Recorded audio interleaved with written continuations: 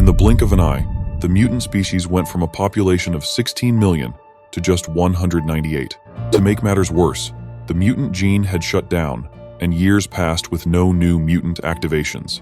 Extinction was almost guaranteed, and the mutants' future was uncertain. Then, one morning, the impossible happened. A mutant baby was born. Her birth was greeted with carnage and death, but her salvation came in the form of the X-Man, Cable. Cable and the X-Men saved her from those who wanted to control or kill her, but Cyclops decided to send her into the future to keep her safe, with Cable as her protector. The future proved to be just as dangerous as the present, but Cable kept her safe and taught her to be a soldier like him. After 16 years in the future, she decided to come back. Her name is Hope Summers, and she returned with Cable to Westchester, New York, where the X-Mansion was located. But they didn't expect to find the place destroyed and abandoned. The X-Men were long gone, and there was nobody left to greet them. Hope found an old picture of the X-Men, and Cable said they were in the right timeline, but something must have happened because the place had been abandoned for months. But they were not alone. A group of armed drones attacked them out of nowhere, and Hope asked if Bishop was behind the attack. But it wasn't Bishop. These drones were sent by the Purifiers, an anti-mutant group of people who hate mutants and want to exterminate their race once and for all. The Purifiers had tried to kill Hope once before when she was born. They were the main reason she was sent into the future. Cable recognized the tech inside the drones and used it to cloak themselves just as Purifier reinforcements arrived. But the Purifiers were not the only ones who were informed of their arrival. The X-Men, who were now living on Utopia, a small island outside of San Francisco, one of the few cities in the country that still welcomed mutants, learned of it too. Cyclops summoned the team, and magic teleported everyone to the X-Mansion, but they were too late. They found only the remains of the robot drones, and no sign of Cable and Hope. The two time travelers were on the road, running from the Purifiers, who were slowly gaining on them. Luckily, the X-Men arrived and ambushed the Purifiers head-on, attacking all three cars that were in pursuit and giving Cable enough time to escape. Wolverine and his daughter, X-23, interrogated two of them and asked how they were tracking them. To make it more convincing, X-23 killed one of them in cold blood. The other zealot said he had no idea how they were tracking them. Someone else was sending them the locations. Over in Washington, D.C., at the Purifiers' main headquarters, William Stryker, Graydon Creed, and Cameron Hodge were reporting to Bastion what happened in Westchester. Bastion is a hybrid sentinel who came from the future, determined to kill Hope and wipe out the mutant population for good. Cable and the young girl went inside a mini-market to get some supplies, but Hope was distracted by all the shelves filled with products. She had spent most of her life in an apocalyptic future, scraping for food and other things to survive, while here, there was an abundance of everything. After leaving the mini-market, they found a motel by the side of the road and decided to spend the night there. Hope was overwhelmed with joy to find a soft bed and couldn't help herself from jumping up and down. Cable read a newspaper and found out that San Francisco is one of the few cities left in America that still welcomes mutants. He thought the X-Men might be located there and told Hope to get some sleep because they would leave early in the morning. But sadly, they weren't safe at all. Bastion said that because Cable is infected with the techno-organic virus, they were able to track him and know their exact location. He sent William Stryker and a squad of Purifiers after them and asked him to kill everyone and leave no survivors. Back in the mini-market, Cable caught Hope looking at beauty products and got something for her, a hairbrush. Hope appreciated the gesture and said the brush was for babies, but she did use a hairpin, although she wasn't sure if she used it correctly. Out of nowhere, the Purifiers arrived and surrounded the place, shutting down the power and even internet access. Luckily, the X-Men were heading toward them, and Cyclops said they were about 1.5 kilometers away. William Stryker ordered his goons to rush inside the room, but Cable blasted most of them away. He hit the fuel tank of a nearby truck, which caused a giant explosion, killing more Purifiers. It didn't take long for the X-Men to arrive, and Wolverine told Cable to take a deep breath, saying the good guys were there to save his ass again. While this was going on, another X-Men team was infiltrating a secret base where Cameron Hodge was preparing his army of over 100 armored Purifiers as a backup in case Stryker's attack failed. Logan asked Magic to take Hope out of there and keep her safe, but the Zealots were preparing to shoot them using a powerful cannon. Magic opened a portal and grabbed Hope's hand, but the cannon caused a giant explosion that made her lose her focus. This had devastating effects, as her connection with Limbo was still open, and many demonic creatures grabbed her and pulled her inside. Sadly, her brother Colossus couldn't do anything to save her. She was already gone. The rest of the X-Men were slowly winning the fight, killing Zealots left and right, which prompted Stryker to call for reinforcements. While everyone was distracted, Cable took the girl and ran away. saying that something was wrong. Cyclops ordered Cannonball to engage his team and attack the Zealots to prevent them from leaving to go and help Stryker, but Cannonball wasn't sure they could stop the attack without any casualties. The Beta team engaged the enemy and had the element of surprise, but Cameron was prepared for such an attack. Thanks to Bastion's advanced tech, he transformed into a scorpion-shaped robot and attacked the mutants. This robot was incredibly strong and fast, and on top of that, they still had to deal with the Zealots. Cannonball asked Karma to take control of Cameron's mind, but he was able to spot her and cut off one of her legs. The new mutants sprang into action to take Karma to safety and keep her alive, but it was pointless. The Zealots were just too many, and Cameron Hodge was too powerful. Cannonball asked Warlock to use his powers and help them, even though violence goes against his nature, saying that if he doesn't do anything, none of them will leave this place alive. Back in Utopia, Rogue told Cyclops that ever since Hope came back from the future, she felt a connection with her and needed to see her immediately. When Hope was just a baby, she brought Rogue back from a coma just by touching her, and this created a special bond between them. Cyclops agreed and asked Ariel to teleport Rogue as close as possible to Wolverine and his team. The two girls were reunited with the other X-Men, and from then on, Nightcrawler and Rogue scouted ahead, while Wolverine and the rest followed them. Rogue pointed Nightcrawler towards Hope, and the two of them jumped over 800 miles in just a few minutes. The other X-Men followed closely, but they were in grave danger without even knowing it. Bastion had sent a fighter jet to intercept them, which fired a rocket towards their cars. Even though Archangel was able to take down the fighter jet, the missile was on its way and reached its target, hitting Wolverine's car and completely destroying it. He and X-23 survived, but Ariel didn't make it. She died in the explosion. Logan said they couldn't stop now and needed to keep moving. Payback would come later. Back in the Purifier's base, Warlock decided to listen to Cannonball and join the fight. He was able to absorb the life of every Purifier inside the drones, and then went straight for Cameron, taking control of his mind, and then breaking his head right off, instantly killing him. Cannonball reported back to Emma Frost and said they killed all the Purifiers and found out how Bastion was tracking Cable. Somewhere in Nebraska, Cable and Hope made camp inside an abandoned trailer park, but they weren't out of danger. Another group of Purifiers was able to find them and was preparing to shoot them down, but Wolverine and the other X-Men surprised them from behind. They quickly dealt with the Zealots, and Cable came outside to talk. Logan said that they were tracking the virus inside his body and knew exactly where he was at all times. After spending so many years together in the future, Cable decided to separate from Hope and send her with another team to Utopia, hopefully without being tracked this time. Wolverine told Rogue to take Hope and go with Nightcrawler, separating them into two teams. She absorbed his powers and others as well, including Archangel and Colossus, and became a beast of her own. Nightcrawler took the two girls and began his first jump towards San Francisco, while Wolverine asked if anyone knew any short prayers. After several jumps, they arrived in Las Vegas, Nevada, but the jumps took a lot out of Nightcrawler, and he needed a few minutes to catch his breath. Sadly, they didn't have any time to spare because someone attacked them, and Rogue told Hope to get behind her. Instead of sending more Purifiers, Bastion decided to send one of his drones after the girl. The drone tries to shoot Hope, but Nightcrawler jumps in the way and protects her.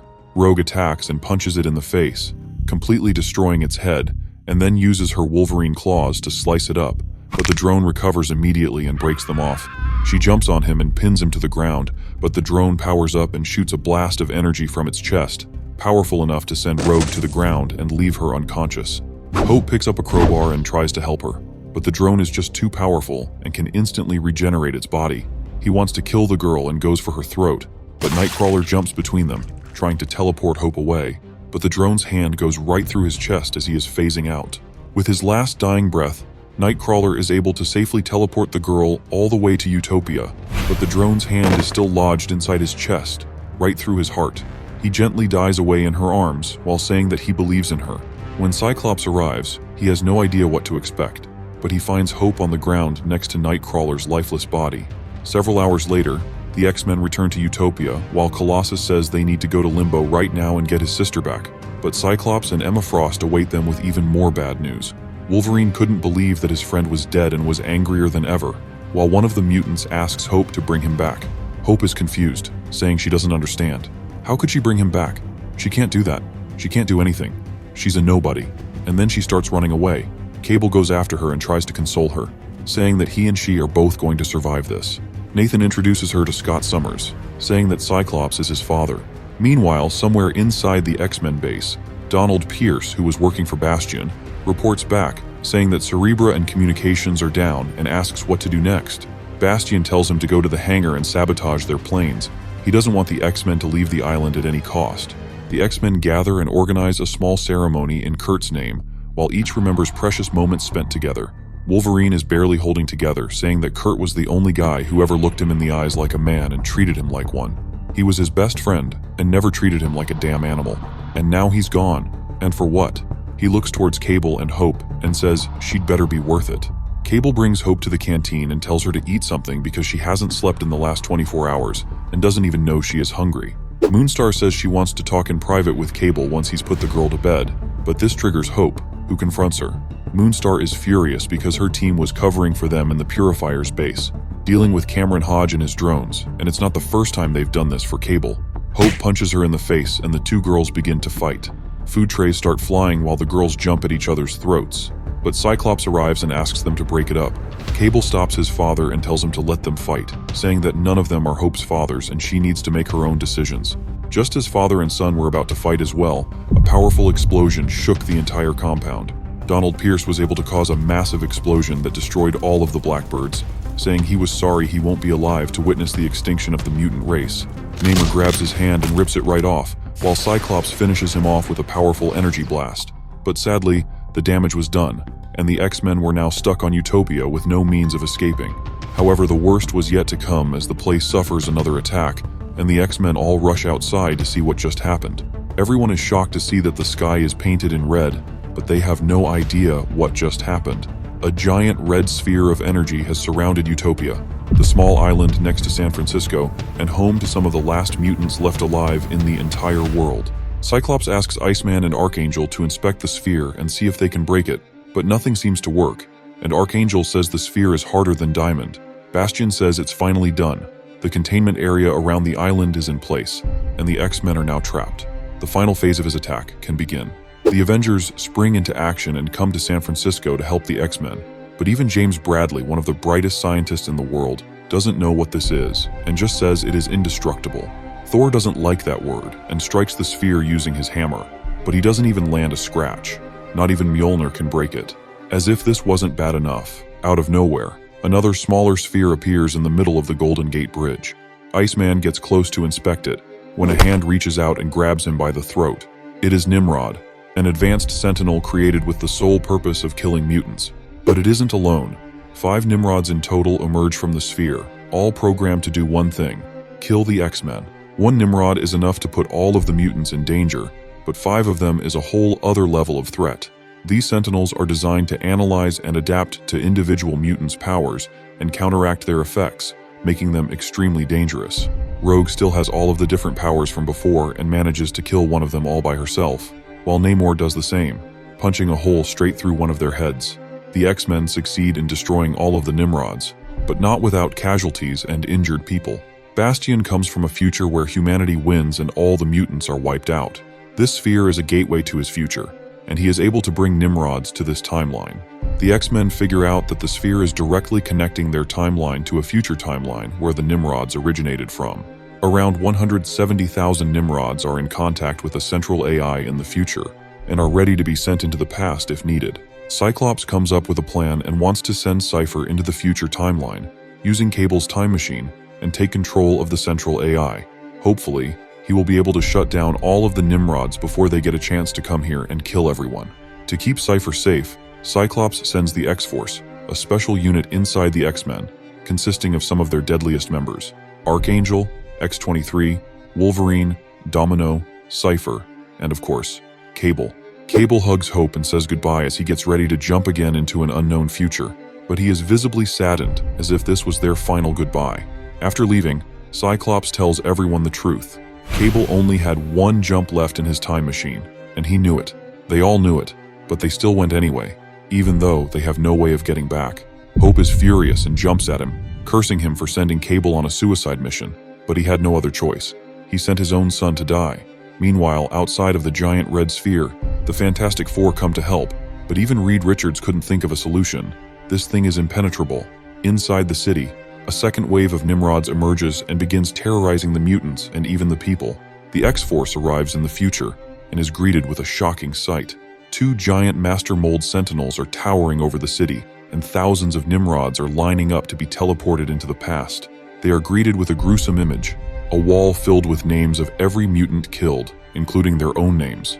Archangel tears down this wall, and X-23 says this doesn't change anything, but in order to prevent this future, they need to kill every single one of these Nimrods, and then get back into their own time and stop the same thing from happening there. Back in the past, Cyclops asks Professor X for help, saying he needs him to talk with his son, David Haller, also known as Legion, an Omega-level mutant who's also schizophrenic. They needed all the help they could get. Scott also asks Rogue to watch over Hope and keep her safe. She hates him at the moment, but she trusts Rogue. Legion is incredibly dangerous and unpredictable, but Charles talks to his son and says they need his help. David's multiple personalities each possess different mutant powers, making him a potential Omega-level mutant, but also very unpredictable. Rogue tells Hope that she was sent to keep an eye on her and make sure she doesn't get hurt, but the girl was trained by Cable to be a soldier and says she is done with letting other people die for her and wants to fight. The X-Men were slowly losing the fight against the Nimrods, who were coming in waves of 5 at a time and managed to surround Colossus. Legion accessed one of his personalities, in the form of a metal-headed woman, who could shoot incredibly strong energy blasts from her hands.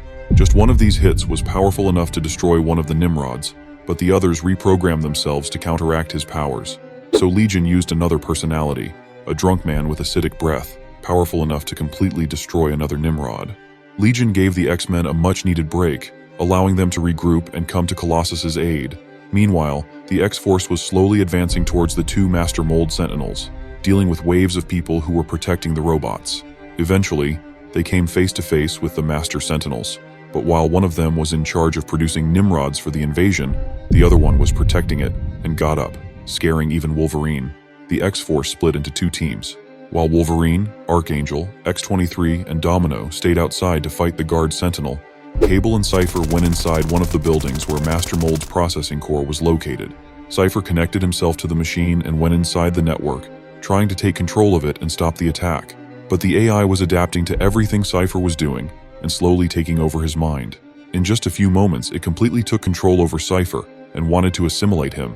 But Cypher was much stronger than the AI and started to slowly reprogram it from the inside. Eventually, he returned and took control of it, just in time to save Cable from impending death. He was able to swiftly take out the second Master Mold that was outside and fighting the X-Force, causing it to crash to the ground. He then immediately took control of every Nimrod and took them offline, stopping the attack and saving the mutant race from extinction. Wolverine regrouped inside with Cable while X-23 tried to pass through the temporal sphere in hopes of returning to the past, but nothing organic could pass through, and it instantly burned her. They were pretty much stuck in this timeline, unless Cable had been infected with the techno-organic virus ever since he was just a baby, and had been fighting his entire life to keep it suppressed. But now, for the first time in his life, he decided to let it take over his body completely. Now part machine and part human, Cable passed through the temporal sphere and emerged in the past timeline, but it was taking a huge toll on his body. He made an opening large enough for the other X-Men to pass through, while Hope begged him to come back to her.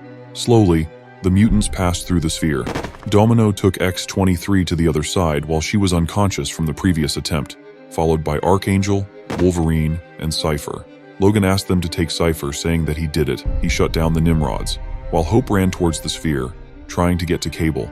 He saw her and smiled one last time, knowing that after all these years, she was finally safe with the X-Men. The sphere was finally closing, and it was too much for him to handle. His body disintegrated under the immense pressure, while Hope screamed his name in horror. Seeing his plan falling apart infuriated Bastion, who was watching everything from a distance. He said this changed nothing, and the girl must die, then flew away towards the Golden Gate Bridge to kill her himself. Hope remembered a conversation between her and Cable that had happened in the 31st century a while ago. She wanted to know when would be the right time to return to the past and face her destiny, and Cable told her she would know when the moment came because something would light inside her, like a fire. He knew this for sure because the same thing had happened to him the first time he held her in his arms, back in Cooperstown. After the sphere closed, there was nothing left of Cable. Only his robotic arm remained, which got separated from his body. Hope blamed Cyclops for everything and said she hated him, but they were not safe just yet. Bastion blasted a hole inside the bridge, causing it to break in half and split the X-Men. He said that survival was not an option, and that the mutant species ended here, with her, while Cyclops told her to run. Everyone told her to run, but she refused to move, saying that Cable was all she had. He was her whole life. Bastion powered up and shot a blast of energy towards her, but for the first time in her life, her mutant powers started to manifest. She was able to block his attack and retaliated with an energy blast directly from her eyes, just like Cyclops. This left Bastion crippled on his left side, and she rushed with a powerful hit through his chest. But Bastion regenerated his body and continued his attacks, saying her death was the reason for his existence, and they would never quit. She needed to die to ensure that humanity lived. Their fight raged on as Hope shot powerful blasts of energy directly from her eyes, but Bastion refused to give up. But Hope wasn't fighting alone. The X-Men were right behind her, and Cyclops shot Bastion, destroying his right arm. Wolverine then jumped on his back and began to slash his body, saying, "This is for Kurt." Hope powered up again, fueled by her feelings for Cable, creating a devastating energy blast that completely disintegrated Bastion and destroyed the giant sphere that surrounded Utopia. Professor Xavier and the X-Men gazed in shock as Hope slowly powered down after killing Bastion, but the final attack took a lot out of her, and she felt weak in the knees. She saw Cable's severed arm on the ground and dropped down to touch it, crying his name as she slowly fell asleep, hugging it just to feel close to him a bit longer. Now that the danger was over and Bastion was killed, everyone was taken to the infirmary, and Hope woke up 30 hours later. Beast was helping Colossus fix his broken arm, but it was easier said than done because he needed a lot of force to set his bone back into position. She didn't remember what she did, but Magneto, who was also recovering next to her, told her that she killed Bastion all by herself. She was worried that the other X-Men might think she was dangerous now, but Magneto said that sometimes it's quite beneficial to be thought of as dangerous. Hope had another flashback to something that happened in the future when they were almost ambushed by a group of scavengers. Cable was almost shot and killed, and Hope was worried about losing him. She couldn't bear the thought of wandering the deserts in this future all by herself, but Cable comforted her and said that was not going to happen. She wasn't getting rid of him that easily. The next day, the X-Men buried their dead, and everyone attended Cable's funeral, but Cyclops couldn't bear to finish his speech and began to cry. Hope took the lead and said that her father, Nathan Christopher Summers, was born into battle, and his life was a war. All the time she knew him, he slept in 10-minute stretches, ate with his back to a wall, and never sat still long enough to become an easy target. She said that Cable got an honorable death for a soldier, and that nobody needed to cry for him. Storm visited Wolverine in his room, where he was mourning Nightcrawler's death by drinking lots of beer, but it's hard for someone who can't get drunk. She was disappointed in him for joining the X-Force, even though Cyclops took most of the blame for that. She knew that Wolverine joined willingly, but the X-Men don't kill, and Logan had a lot of blood on his hands. Logan talked to X-23 and told her she was out of the X-Force. He and Cyclops both convinced her to join because she was a valuable asset, but he wanted her to make her own decisions. She didn't know what to do or what she wanted and wanted someone to tell her, but Logan said that was a start. Next, he talked to Cyclops, who said that he had a lot of blood on his hands, and maybe Captain America and the other Avengers would knock on his door to arrest him if they ever found out what the X-Force did. But he would go to prison smiling, knowing that everything he did was for the survival of the mutant race, and he would gladly do it all over again. One evening, the mutants were gathered around a giant campfire, but Emma Frost saw something in the fire behind Hope. It was the Phoenix Force. She immediately ran to tell Cyclops what she saw, but he was watching something in the control room. Out of nowhere, the screen started to light up with hundreds of new mutant births all over the Earth. New mutants were being born again after all this time, and Cyclops said they were right all along.